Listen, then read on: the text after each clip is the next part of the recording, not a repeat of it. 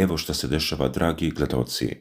Na severu Europe se odigrava jedna od najvećih vojnih gradnji još od hladnog rata. I ne radi se o vežbama, ne radi se o rutinskim provjerama. Ono što su skandinavski novinari uhvatili na satelitskim snimcima izazvalo je pravu malu dramu u vojnim krugovima širom zapada. 5 ključnih lokacija, hiljade i hiljade novih vojnika i šuma koja nestaje, na desetine fudbalskih terena čiste se za nove kasarne, skladišta, hangare. Prema zajedničkoj istrazi koju su sproveli danski DR, švedski, estonski i norveški novinari, a o kojoj je pisao i britanski Telegraf, Rusija u ovom trenutku, to jest njihov vrhovni vođa Vladimir Putin, sprovodi najozbiljnije jačanje svog vojnog prisustva duž granica sa članicama NATO saveza. A ono što je posebno zabrinjavajuće, to nije neko možda, eventualno, čujemo od nekoga, to je fotografisano iz svemira. Sateliti su uslikali ono što se krije iza zelenila. Kako tvrdi bivši finski obavještajni oficir Marko Eklund, koji je za DR analizirao snimke, riječ je o ozbiljnim pripremama. Krenimo redom. U ruskom regionu Petjenga, svega 11 km od norveške granice, to je, računajte, udaljenost koju prosječan čovjek preteči za sat vremena, Rusija širi svoju vojnu bazu. Na satelitskim snimcima se jasno vidi izgradnja nove kasarne i ne samo to. Rusko ministarstvo odbrane je zvanično potvrdilo ono što se naslućivalo. Jedinica koja je tamo stacionirana prelazi sa nivoa brigade na nivo divizije. Da vam prevedem na jezik naš.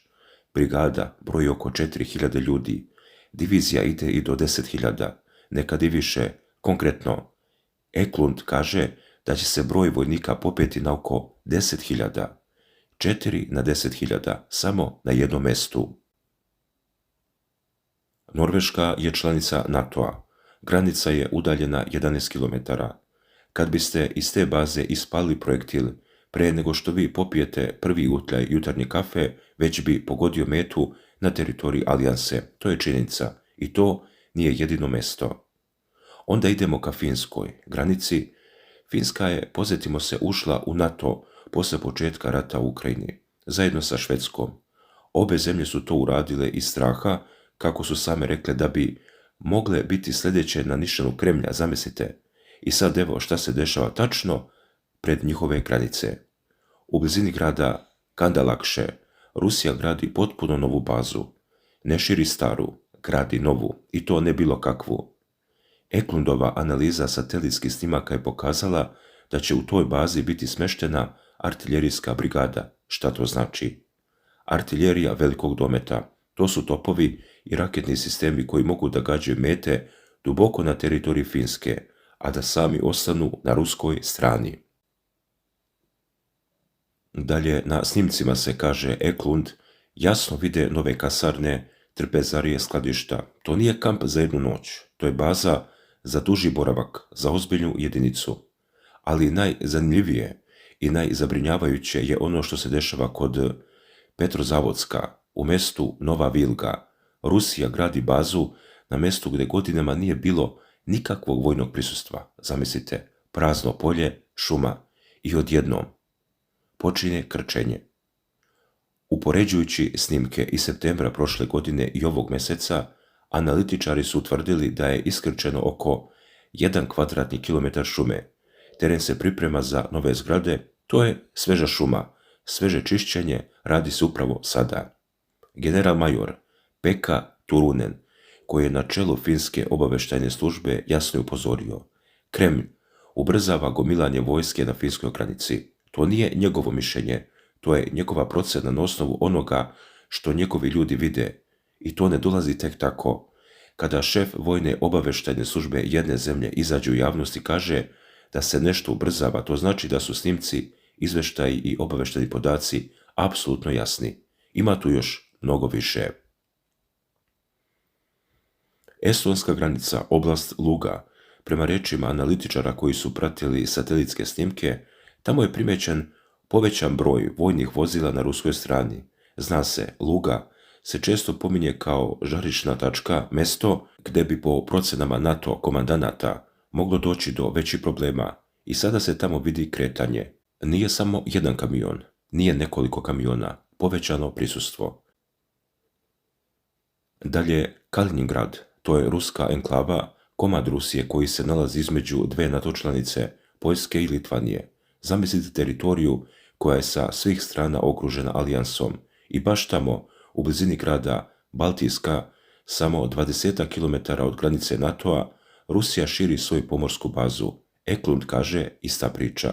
Prelazi se sa brigade na diviziju.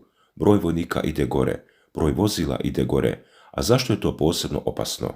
Zato što, kako navodi danski DR, pozivaju se na obaveštene izvore, u slučaju rata Kaliningrad bi mogao biti polazna tačka za desante na strateški važna ostrva u Baltičkom moru, na švedsko ostrvo Gotland, na dansko ostrvo Bornholm, na finska Olandska ostrva. Ovo nije teorija zavere, ovo su planovi koje analitičari ozbiljno razmatraju. Gotland je, na primjer, često nazivan nepotopivi nosač aviona usred Baltika.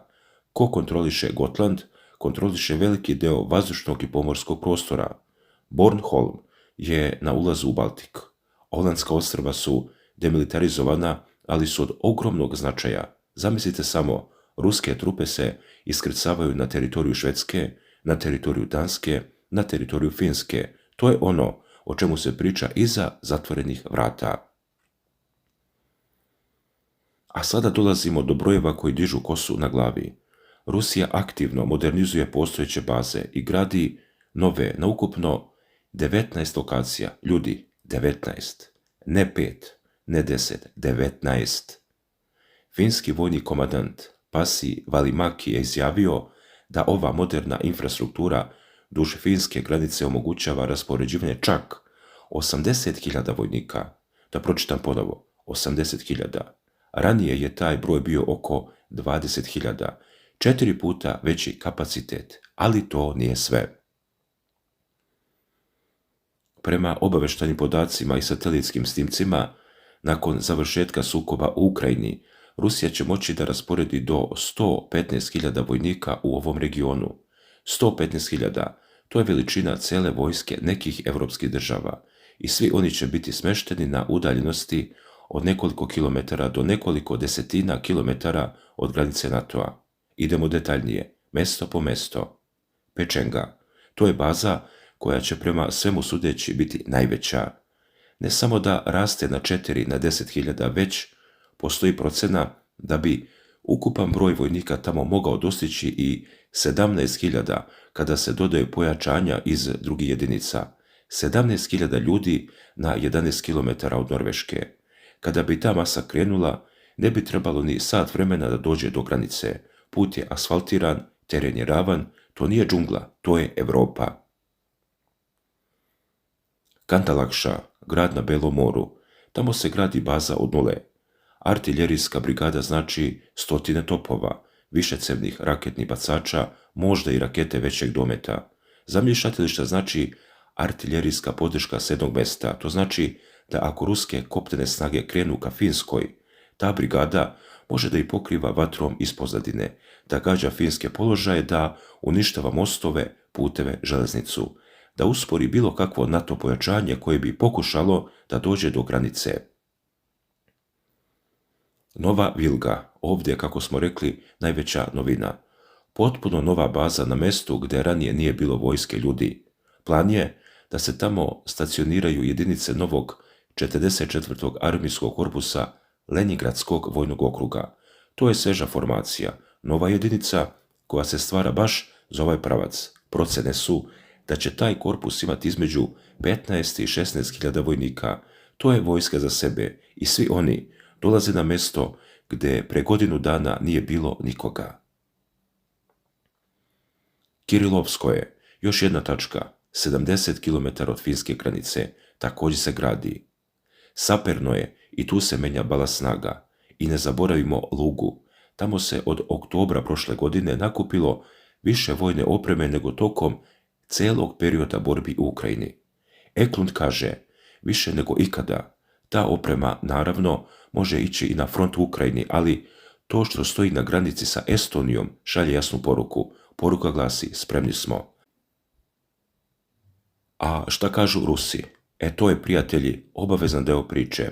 Ruska ambasada u Danskoj je, kada su ih novinari danskog DR-a pitali za komentar, odlučno demantovala bilo kakve planove za napad.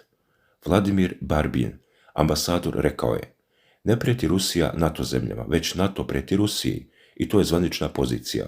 Moskva kaže da je sve ovo odbrambeno, da se alijansa širi na istok, da su Finska i Švedska ušle u NATO i da Rusija mora da zaštiti svoje granice.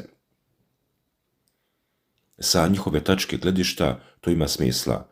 Sa zapadne tačke gledišta ovakvo gomilanje vojske na samoj granici izgleda kao priprema za nešto mnogo ozbiljnije. I tu dolazimo do rokova. Letonski vojni komandant je nedavno upozorio da je Rusija stekla prednost u ratu dronovima i da bi mogla da iskoristi sporo naoružavanje Evrope i izvrši invaziju na Baltik već 2028. godine. To je za 2 godine, ljudi. Nemački general pukovnik Freudung je za Politico izjavio da se Nemačka mora pripremiti za ruski napad do 2029. ili čak ranije. Kaže: postoji konsenzus među saveznicima da bi Rusija mogla napasti navodno teritoriju NATO-a prije kraja decenije. Dalje, Pekka Turunen, šef finske vojne obavještajne službe, je još direktniji. On kaže: Kremlj ubrzava gomilanje vojske na finskoj granici i to predstavlja novu prijetnju NATO-a. To nije hipotetički scenarij, to je procjena ljudi koji se time bave svakodnevno i oni kažu: spremite se. Ali šta to tačno znači za običnog čovjeka u, recimo, Helsinkiju, Stokholmu, Oslu ili Talinu? Zamislite da živite u gradu koji je udaljen sat vremena vožnje od mesta na kojem se gradi vojna baza za desetine hiljada ljudi. Zamislite da znate da svakog dana na to mjesto stižu novi kamioni, nove rakete, novi tenkovi, i zamislite da vam vojni zvaničnici kažu: za 2-3 godine bi moglo da bude ozbiljno. Šta da radite? Da li da pakujete kofere? Da li da kupujete konzerviranu hranu? Da li verujete da NATO može da vas odbrani? Upravo ta pitanja sada postavljaju hiljade ljudi u severnoj Evropi, zato što ovo nije više pitanje da li, ovo je pitanje kada. Dakle, dragi gledalci, prema izveštaju koji je objavio Ordo Mundi, a koji se poziva na finske obavještajne podatke i satelitske snimke, modernizacija je zahvatila 19 lokacija. Komandant Valamaki kaže: sada se duž finske granice može rasporediti 80.000 vojnika, a ranije je to bilo 20.000, 4 puta više, 4 puta više tenkova, 4 puta više vojnika, 4 puta više raketa. A nakon Ukrajine, kažu, dolazi 115.000. To je vojska koja može da izvede ozbiljnu ofanzivu, ne samo mali upad, nego ozbiljno, višenedeljno napredovanje. Da li bi na to mogao da odgovori? Možda, ali pitanje koliko brzo. Evropa se naoružava, ali sporo. General Nissen, komandant NATO snaga u Baltiku i Poljskoj, je rekao: sve dok je Rusija zauzeta u Ukrajini, prava ozbiljna prijetnja je mala, ali ako dođe do prekida vatre, situacija se može promijeniti veoma, veoma brzo. Ljudi, to je ključni deo slagalice. Rat u Ukrajini još uvijek traje. Rusija je angažovana, troši svoje resurse, ljude, opremu, ali sve ove baze se grade sada, u ovom trenutku, dok padaju bombe na Donjeck, dok se bore kod Harkova, negdje na severu, u miru i tišini, rade buldožeri, rade radnici, grade se nove zgrade, zato što Rusija računa na ono što dolazi posle Ukrajine, i oni se spremaju.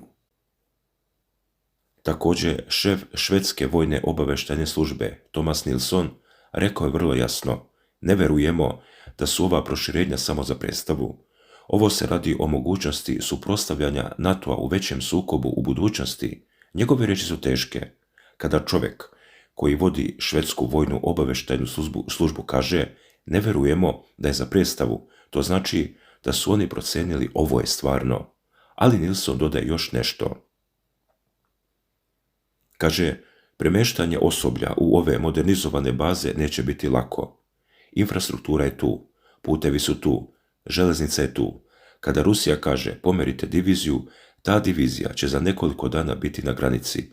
Ne za nedelju dana, ne za mjesec dana, za nekoliko dana. Zato što je sve spremno. Kasarna čeka, hrana čeka, gorivo čeka, samo dođite. I za sami kraj Kaliningrad i ostrva. Ovo je možda najuznemirujući deo. Švedski Gotland. Švedska je u NATO, ali Gotland je ostrvo. Ako ruske trupe uspeju da se iskrcaju i zauzmu ga dok NATO skuplja flotu i avijaciju da ga vrati, prošlo bi nekoliko dana. Za to vrijeme Rusija bi mogla da postavi rakete, da blokira prolaz, da kontroliše more. Isto važi i za Bornholm, i za Olandska ostrva, Danska, Švedska, Finska. Sve tri zemlje su sada u NATO, ali to ne znači da su njihova ostrva automatski bezbedna, naprotiv. U ratnom planiranju ostrva su uvijek ranjiva i ovo što se gradi u Kaliningradu, ta divizija od 7000 marinaca ima jedan cilj, amfibijske operacije, iskrcavanje na obalu, zauzimanje strateških tačaka. Dakle, dragi gledalci, dobijamo sliku koja nije lepa. Na jednoj strani Rusija koja gradi, širi i priprema, na drugoj strani NATO koji se polako budi, koji shvata da je vrijeme da potroši više novca na odbranu, da pošalje više vojnika na istok. Ali pitanje, da li je prekasno? A prema rečima generala Nilsena, sve dok Rusi ratuju u Ukrajini, prijetnja je mala, ali rat jednom prestaje. Prekid vatre, mirovni sporazum, zamrzavanje sukoba, kako god se to zvalo, doći će. I čim se posljednji ruski vojnik vrati iz Ukrajine, sateliti će pratiti kuda ide, a on će, vrlo verovatno, otići pravo u jednu od ovih novih kasarni. I onda počinje nova utakmica. Ono što danas gledamo nije samo gomilanje vojske, to je poruka. Poruka glasi, spremni smo, a šta ćete vi? I dok se ta poruka šalje, na severu Europe gore svetla, radnici radi u 3 smene, vožnje se pale, šuma se seče i čeka se. Čeka se odluka, ili iz Ukrajine, ili iz Moskve, ili iz Vašingtona, ali svi znaju, vrijeme ističe. Zato, dragi gledalci, sljedeći put, kada vidite vest o Ukrajini, kada pročitate nešto o pregovorima, kada čujete da neko priča o miru, sjetite se ovih satelitskih snimaka, sjetite se šume koja nestaje, sjetite se da dok mi pričamo, neko gradi. I pitanje nije da li će doći do sukoba, pitanje je kada i ko će biti spreman.